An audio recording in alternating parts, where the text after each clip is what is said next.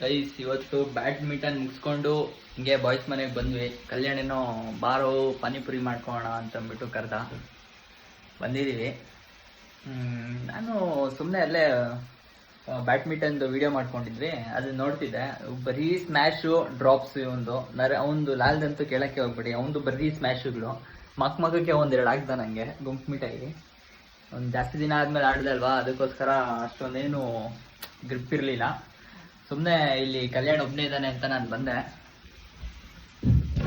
ಎಷ್ಟು ಸಕ್ಕದಾಗಿ ನೋಟ್ಸ್ ಮಾಡಿದ್ದಾನೆ ಅಂದರೆ, ನಾನು ಏನಕ್ಕೆ ಇದು ಕೆಳಗಡೆ ಏನೇನೋ ಬರ್ತಿದಾರಲ್ಲ ರಫ್ ನೋಟಲ್ಲೇ ಮಾಡ್ಬಿಟ್ಟಿದ್ಯಾ ಅಂತ ಕೇಳಿದೆ. ಹೊಸ ಪೇಪರಲ್ಲಿ ಬರೆದ್ರೆ ಸುಮ್ಮನೆ ವೇಸ್ಟು, ಅದಕ್ಕೆ ರಫ್ ನೋಟಲ್ಲಿ ಅಂಟಿಸಿದ್ದೀನಿ ಅಂದ. ಏನು ಸಕ್ಕದಾಗಿದೆಯೋ ಗೊತ್ತಾ. ಇದು ಲಿಟ್ರಲಿ ಹೇಳ್ಬೇಕು ಅಂದರೆ ಹಿಂಗೆ ಮಾಡ್ಬೇಕು ನೋಟ್ಸು. ಯಾಕಂದರೆ ರಿವಿಷನ್ಗೆ ಎಷ್ಟು ಬೇಕೋ ಅಷ್ಟೇ ಇರುತ್ತೆ, ರಿವಿಷನ್ ಮಾಡೋದಕ್ಕೆ ಆರಾಮಾಗುತ್ತೆ. ಅಂದರೆ ನಾನು ನೋಟ್ಸ್ ಮಾಡಿದ್ದೀನಿ ಒಂದೆರಡು ಸಬ್ಜೆಕ್ಟ್ಗೆ. ಫುಲ್ಲು ಆ ಬುಕ್ಕಲ್ಲಿ ಏನಿದೆಯೋ ಅದನ್ನೆಲ್ಲ ಬರೆದಿಟ್ಟಿದ್ದೀನಿ. ಅದನ್ನು ಇದುವರೆಗೂ ಒಂದು ಸತಿನೂ ನೋಡೇ ಇಲ್ಲ. ಎಕ್ಸಾಂಪಲ್ಲು ಯಾವ್ದು ಹೇಳಿ, 4th ಇಯರಲ್ಲ 3rd ಇಯರಲ್ಲ ಬರೆದಿದ್ದು ಗುರು ಪೀಡಿಯಾಟ್ರಿಕ್ಸು. ಆ ಬುಕ್ಕಿನ್ನ ಹಂಗೆ ಇದೆ, ಓಪನ್ನು ಮಾಡಿಲ್ಲ. ತೆಗೆದು ನೋಡ್ತಿದ್ದೀನಿ ಮೊನ್ನೆ ಯಾವತ್ತೋ ರೀಸೆಂಟಾಗೆ. ಎಲ್ಲ ಹೊಸ ಥರ ಇತ್ತು, ಸುಮ್ಮನೆ ಆಗ್ಬಿಟ್ಟೆ. ಈಗ ಇವನು ಬರ್ದಿದ್ದಾನಲ್ವಾ, ಇದರಲ್ಲಿ ಯಾವುದಾದ್ರೂ ಒಂದು ಕ್ವಶನ್ ಕೇಳ್ತೀನಿ, ನೋಡೋಣ ಹೆಂಗೆ ರೀಕಾಲ್ ಮಾಡ್ಕೊಂಡು ಆನ್ಸರ್ ಮಾಡ್ತಾನೆ ಟಕ್ ಅಂತ ಅಂದ್ಬಿಟ್ಟು ಅಂತ. ಏನೋ ಮಗ ರೆಡಿನಾ?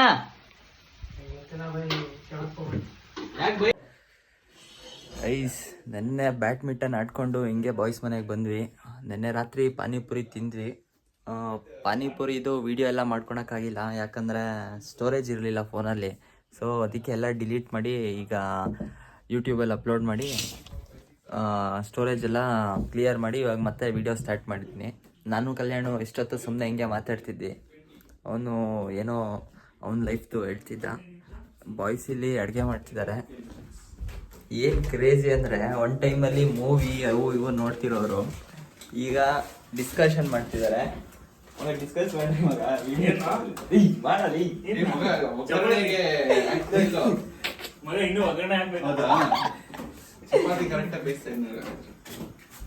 ಮಗ ಕೇಳ ಮಗ, ಈರುಳ್ಳಿ ಹಾಕ್ತಾರ.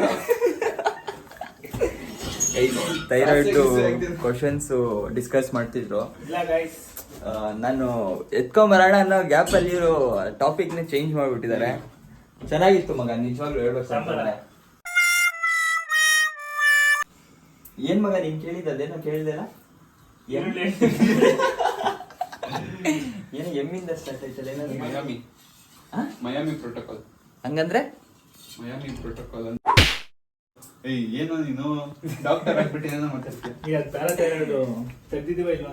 ಅಂದ್ರೆ ಇದು ಥೈರಾಯ್ಡ್ ಅಲ್ಲ, ಪ್ಯಾರಾಥೈರಾಯ್ಡ್. ಇದು ಓಕೆ, ಕರೆಕ್ಟ್ ಆಗಿ ಪ್ಯಾರಾಥೈರಾಯ್ಡ್ ಗ್ಲ್ಯಾಂಡ್ ಮಾತ್ರ ತೆಗ್ದಿದೀವಿ ಅಂತ ಗೊತ್ತಾಗ. ನೈಸ್. ಇನ್ನೇನು ಚಪಾತಿ ಆಯ್ತು, ಈಗ ತಿಂಡಿ ಮಾಡೋದು. ಇವನು ಇಲ್ಲಿ ನಗ್ತಿದ್ದಾನೆ ಆನ್ಸರ್ ಹೇಳೋದು ಹೇಳ್ಬಿಟ್ಟು. ನರೇಶ ತಿರ್ಗಾಪ ಈ ಕಡೆ.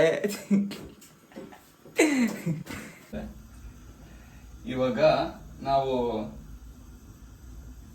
ಇನ್ಫೀರಿಯರ್ ಪ್ಯಾರಾಥೈರಾಯ್ಡ್ ಗ್ಲ್ಯಾಂಡ್ ಅನ್ನ ಎಕ್ಸರ್ಸೈಸ್ ಮಾಡೋವಾಗ, ಅಂದ್ರೆ ಕಟ್ ಮಾಡೋವಾಗ ನಾವು ಒಂದು ಆರ್ಗನ್ ತೆಗಿತೀವಿ. ಯಾವ ಆರ್ಗನ್ ಅದು ತೆಗೆದ್ರೆ ಸಾಕು, ಇನ್ಫೀರಿಯರ್ ಪ್ಯಾರಾಥೈರಾಯ್ಡ್ ಅದ್ರ ಜೊತೆಗೆ ಬಂದ್ಬಿಡುತ್ತೆ. Organ inferior parathyroid. ಈ ಕಡೆ ತಿರ್ಗಿ ಹೇಳ್ರು. ಆಪ್ಷನ್ಗಳು ನೀ ಹೇಳ್ತಿ, ಆಪ್ಷನ್ ಕೊಟ್ಟೆ ಆಯ್ತು. Thyroid, ಪ್ಯಾರೋಟಿಡ್, thymus, 3. ಥೈಮಸ್ ತೆಗೆದ್ರೆ ಬರಲ್ಲ, ಥೈಮಸ್ ಅಲ್ಲಿ ಇರೋದಿಲ್ಲ. ಅದನ್ನ ತೆಗೆದ್ರೆ ಇನ್ಫೀರಿಯರ್ ಥೈರಾಯ್ಡ್ ಬಂದ್ಬಿಡುತ್ತೆ ಅದ್ರ ಜೊತೆ. ಹೇಳಿ, ಇನ್ಫೀರಿಯರ್ ಥೈರಾಯ್ಡ್. ಇನ್ಫೀರಿಯರ್ ಥೈರಾಯ್ಡ್ ತೆಗೆದ್ರೆ ಅದು ಬರುತ್ತೆ ಅನ್ಸುತ್ತೆ. ಕ್ವಶನ್ ಏನ್ ಹೇಳ ಕ್ವಶನ್? ಇವಾಗ ಇನ್ಫೀರಿಯರ್ ಪ್ಯಾರಾಥೈರಾಯ್ಡ್ ಗ್ಲ್ಯಾಂಡ್ಸ್ ತೆಗಿಬೇಕು ನಾವು. ಇನ್ಫೀರಿಯರ್ ಅಂದ್ರೆ ಕೆಳಗಡೆ ಇರೋದು ಪ್ಯಾರಾಥೈರಾಯ್ಡ್, ಅದು ಸಣ್ಣದು ಪಿ ಶೇಪ್. ಓಕೆ, ಅದನ್ನ ತೆಗಿಬೇಕಂದ್ರೆ ನಾವು ಇನ್ನೊಂದು ಆರ್ಗನ್ ಇರುತ್ತೆ, ಅದು ತೆಗೆದ್ರೆ ಸಾಕು ನಾವು ಇನ್ಫೀರಿಯರ್ ಪ್ಯಾರಾಥೈರಾಯ್ಡ್ ಅನ್ನು ತೆಗ್ದಿರ್ತೀವಿ ಅಂತ ಕನ್ಫರ್ಮೇಶನ್ ಇರುತ್ತೆ. ಓಕೆ, ಯಾವ್ದು ಆಪ್ಷನ್ಸ್ ಏನಂದ್ರೆ? ಆಪ್ಷನ್ಸ್ ಚೇಂಜ್ ಮಾಡೋಣ ನೀವು. Hey, salivary gland, parotid gland, lungs, thymus. Parotid gland, thymus.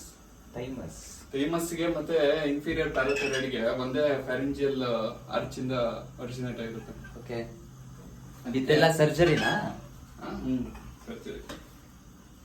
ನೀನೇ ಹೇಳಿಲ್ಲ ಆನ್ಸರು. ನಾನು ಓದೇ ಇದ್ರಿ ತಾನೇ ಹೇಳಕ್ಕೆ. ಓ ಕ್ಯಾಮ್ರಾ ಇದೆ ಅಂತ ಹೇಳ್ತಾರೆ. ಹೇಳಲ್ಲ.